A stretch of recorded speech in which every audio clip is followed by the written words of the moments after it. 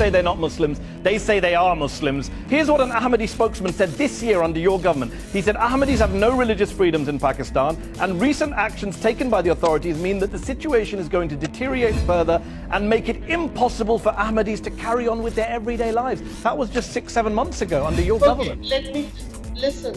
The Ahmadis, according to our constitution now, are non-Muslims. They have every right to come into politics, to contest elections on non-Muslim seats.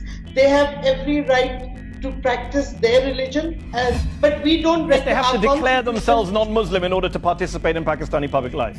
Some would say that's a form of apartheid. No, not to participate in public life, but yes, when we have to sign a form declaring, accepting the finality of the Prophet, peace be upon him, and those who don't, by our constitutional definition, are non-Muslims. So there is no denial of their political rights. But if they insist that our constitution is wrong and they want us to change that, then I'm afraid that creates problems. You say there's no denial of rights. You say there's no denial of rights. On this show back in 2016, when I asked Imran Khan, your Prime Minister, if he would extend equal rights to Ahmadis, he said, and I quote, "All human beings have equal rights. Anyone who is a Pakistani has an equal right." Yet shortly after he was elected to office last year, Princeton University economist Atif Mian, who had been selected to serve on the Prime Minister's Economic Advisory Council, was asked to step down because he's an Ahmadi. Why didn't the Prime Minister stand by him? Why didn't you stand by him if everyone has equal rights in Pakistan?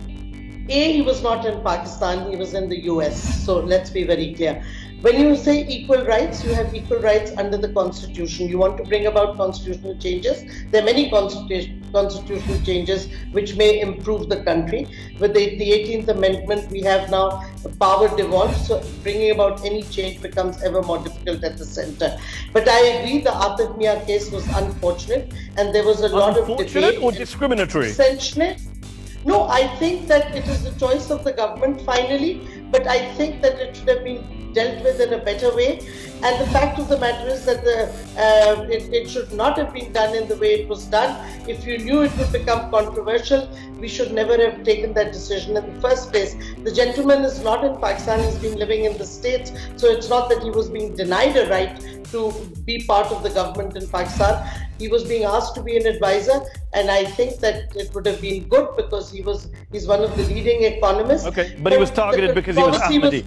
No, the controversy was created needlessly, and I think that it could have been handled better. But he was not denied any right because he was being asked to come as an advisor on a sort of pro bono capacity. Shireen Mazari, thank you so much for joining me on Upfront.